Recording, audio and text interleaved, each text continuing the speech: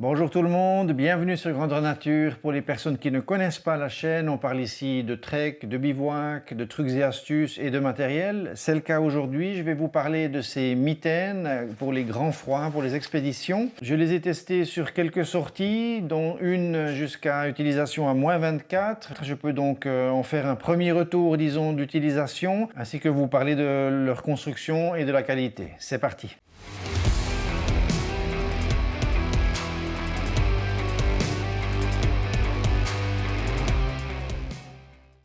Ce genre de mitaines, de grand froid, on le comprend tout de suite en les regardant. C'est pas fait pour faire une petite partie de ski de fond à -10.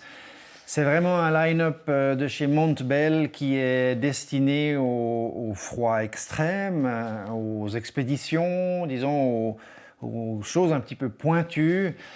J'ai demandé à Montbell de m'équiper pour mon projet des grands froids. Le but était d'aller justement côtoyer ces températures entre -20, -30, des choses comme ça.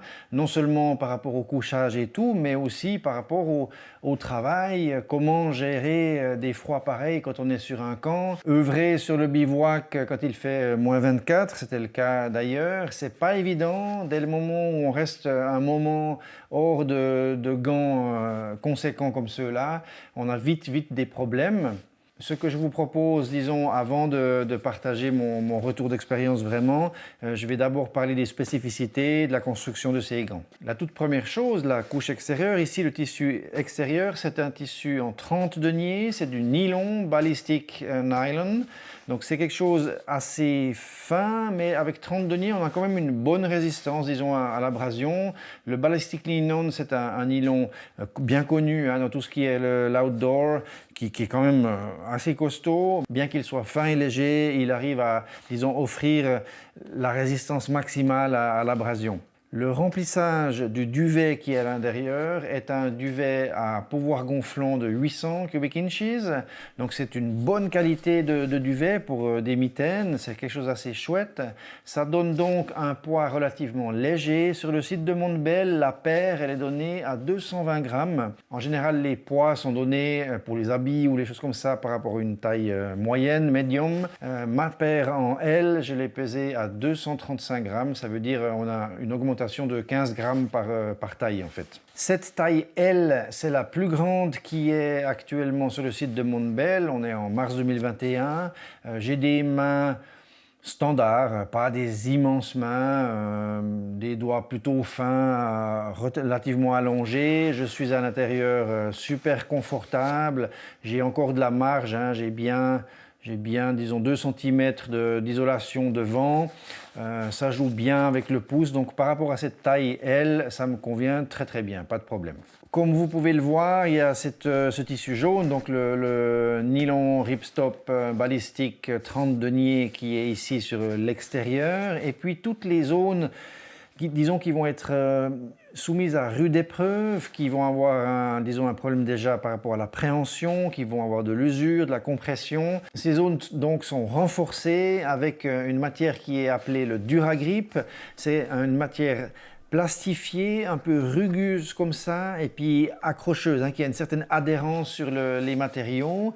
Et puis dessous, le problème justement dans la paume, lorsqu'on va par exemple prendre des pics à glace ou des piolets, des choses comme ça, il faut qu'on puisse travailler sans que déjà ça glisse. Donc on sent vraiment il y a une adhérence qui est assez forte là, sans trop presser, vraiment ça croche bien, c'est un peu comme du pneu, on a vraiment une bonne adhérence sur les métaux, sur les plastiques et compagnie. Moi je l'ai vu sur mes bâtons de randonnée aussi, vraiment c'est tip top. C'est une mitaine, donc c'est le principe de la mitaine, c'est de regrouper les doigts ici, d'avoir juste le pouce en préhension. Le but, bien entendu, c'est d'offrir une chaleur supplémentaire comparée aux gants à doigts. Maintenant, bien évidemment, dans la zone de préhension, sur la paume, là où on va serrer, si l'isolation était faite en duvet aussi, ici, on aurait un problème parce que le fait de serrer quelque chose va compresser les plumes et on perdrait le pouvoir réservoir isolant.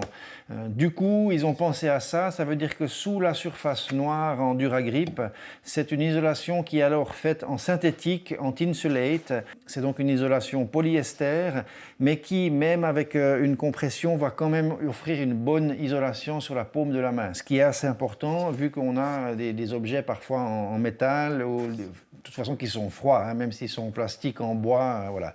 Donc il faut bien isoler, même avec compression. Outre l'isolation proposée par le duvet, le Duragrip, la coquille extérieure en 30 deniers que l'on a vu, il y a aussi un phénomène très important, c'est d'empêcher le vent de pénétrer dans le gant pour vraiment garder une isolation maximale. Pour y arriver, Montbel utilise une membrane sur le gant qui s'appelle le Gore-Tex Infinium. C'est un type de membrane de chez Gore-Tex, disons, qui est assez spécifique. Le Gore Windstopper Infinium est une membrane qui n'est pas axée principalement sur l'imperméabilité, mais plutôt un effet coupe-vent et surtout très respirant. Elle va offrir une protection quand même contre la météo, un certain waterproof, mais ce n'est pas vraiment à prendre comme vraiment un hard shell dont le but vraiment est d'empêcher l'eau d'entrer. Là, on est de toute façon dans des températures, quand on porte ce genre de choses, c'est que vraiment il fait très froid. Donc en général, c'est plutôt de la neige. Elle peut être tout à coup un petit peu humide. Donc le Gore-Tex Infinium va pouvoir le faire, mais surtout, il va permettre de couper le vent pour ne pas diminuer l'isolation et vous permettre une bonne respirabilité.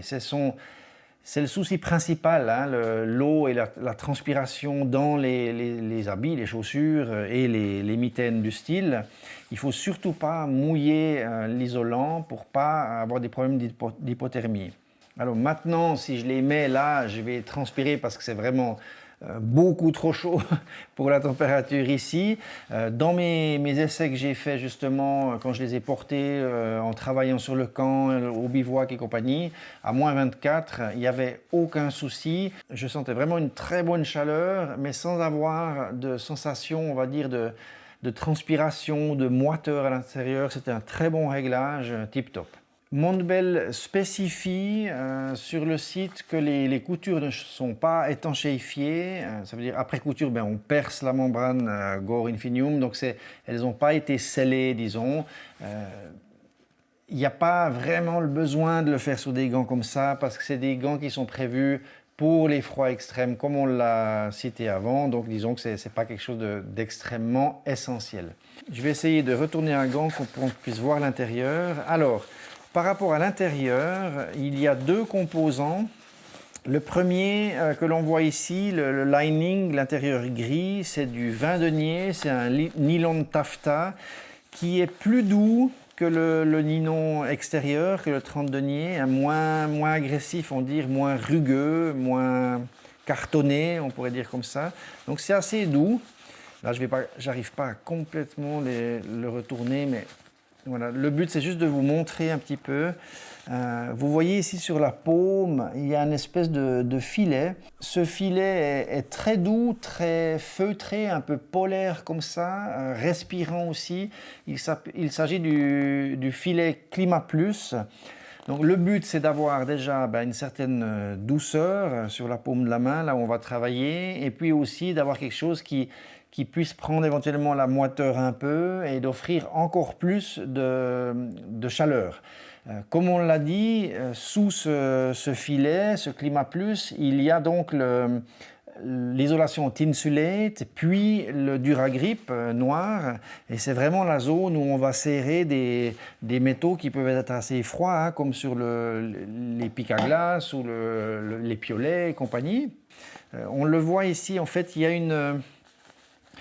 a une languette, je vais appeler ça comme ça. Il y a donc comme un insert pour l'index. La bande, elle passe ici entre l'index et le majeur, et puis ça permet d'éviter que le gant tourne sur lui-même. Donc c'est pas mal, c'est bien fait, sans avoir un à chaque doigt. Il suffit d'avoir les deux ici, c'est les trois principaux hein, de préhension, puis ça empêche que ça tourne trop, pour pas que tout à coup on ait le tissu de dessus qui tourne comme ça. Ça garde donc un bon maintien du gant, bien en face voilà, de ce qu'il doit faire. On a ici, vous voyez, une bande froncée au niveau du poignet, donc ça vient juste ici.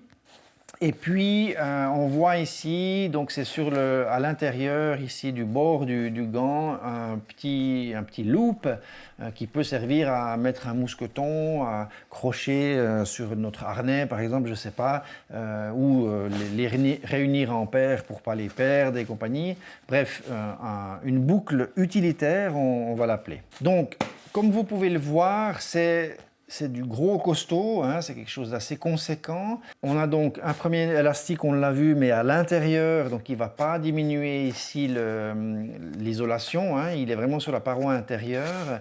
Donc ça c'est pas mal, ça fait une première retenue. Puis vous avez ici un petit système qui s'utilise à une seule main, qui va vous permettre de serrer au niveau ici du milieu de l'avant-bras, par-dessus votre veste ou les vêtements que vous avez dessous. Donc c'est à une main, on a une grosse poire là, de préhension, on tire, puis ça vient vraiment, vous voyez, serrer tout bien sur le bras. D'ailleurs là c'est presque un peu trop.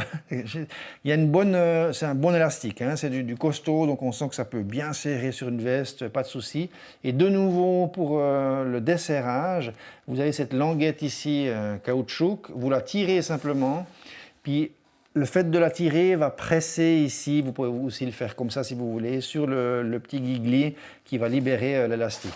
Donc système à une main, ce qui est assez essentiel parce que lorsque vous en avez mis un, il faut pouvoir, avec des grosses mitaines, vous voyez que j'arrive sans trop de problèmes, je peux tirer, je peux attraper mes trucs de serrage, bien les serrer autour de moi et les défaire sans devoir faire avec les dents, des choses comme ça. On peut aussi le faire avec les dents et avec la bouche, hein, dans le sens où avec ce système-là, on y arrive, mais c'est aussi pas mal parce que même avec des mitaines, sans avoir des doigts fins, des gants à doigts, disons, on arrive à faire ces réglages. Donc ça, c'est un bon point aussi.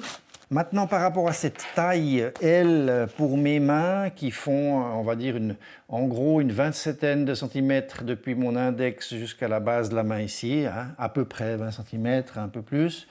Ce que j'aimerais dire, c'est que je l'ai testé. On arrive aussi à mettre des liners. Ça, c'est des React de Reichle, je crois. Bref, petits gants en polaire et puis un petit peu avec une membrane un peu. Voilà. C'est un mini gant ou liner.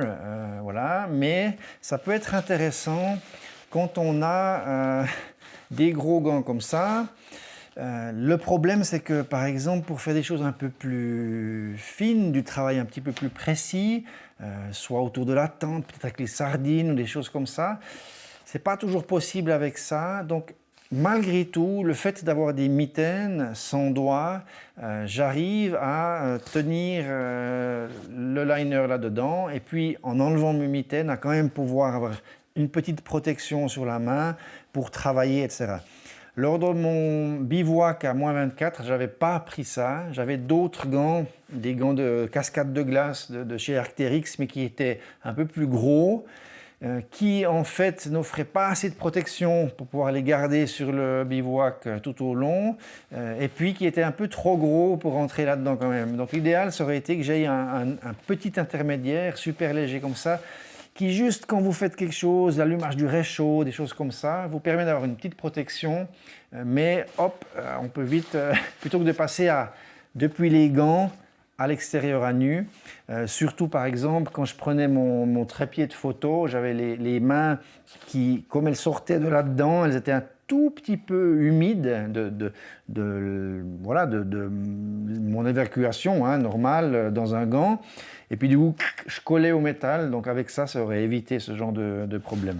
Par rapport à l'achat de ces gants, la paire sur le site, elle est à 190 francs suisses, 189. Je vous laisse regarder si vous voulez sur le site européen de Montbel pour avoir les prix ou américains, bref, pour avoir d'autres devises.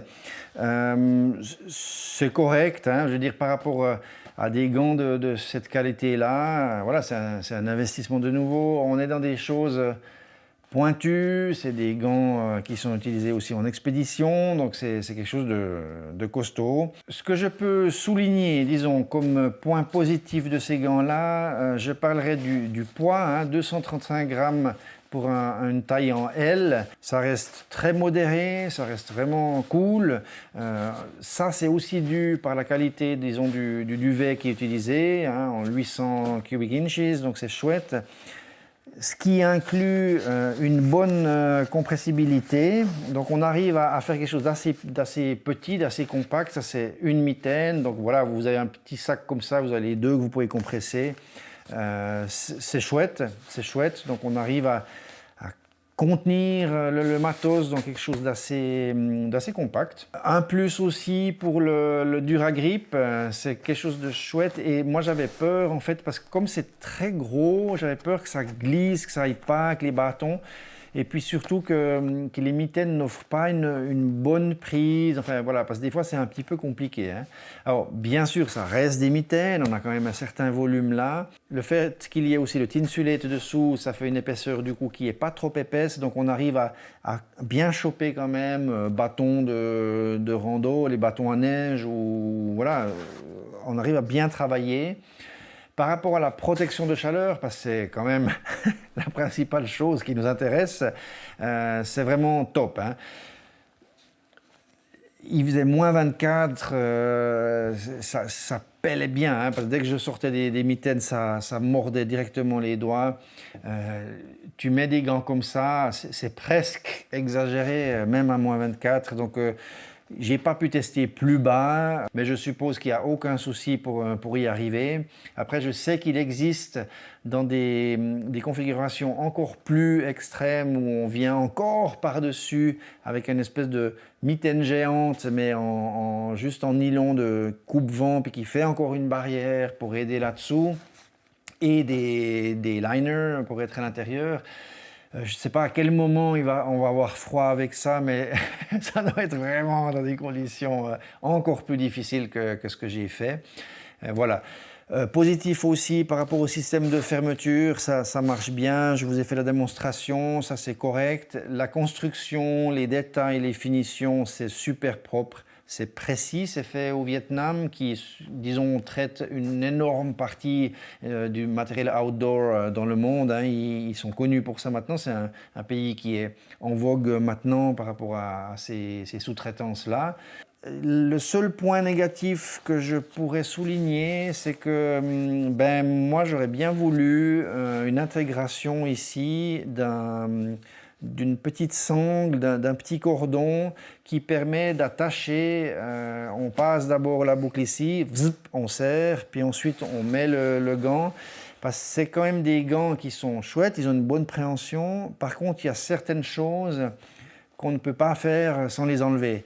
Et du coup, quand tu les enlèves et puis voilà, tu les poses, enfin après il faut les rechercher. Donc moi, ce que j'aime bien avec d'autres gants que j'ai, c'est je les enlève, pouic, et puis ils pendent ici, je fais mon truc, et puis je les ai sous la main, je les perds pas. Notamment par exemple, si c'est une zone un peu toundra, taïga ou des choses comme ça, puis que tu as du vent qui trace, tu les laisses pas parce que ils disparaissent et puis tu es vraiment dans une situation dangereuse, compliquée si tu perds des gants qui se font emporter comme ça.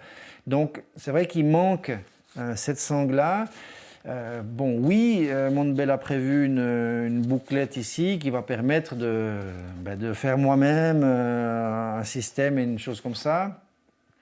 Oh, ça aurait pu être pour un prix quand même comme ça aurait pu être inclus, puis on a déjà cette possibilité-là que l'on peut enlever ou mettre sur les gants, ça aurait été chouette, ça aurait été sympa.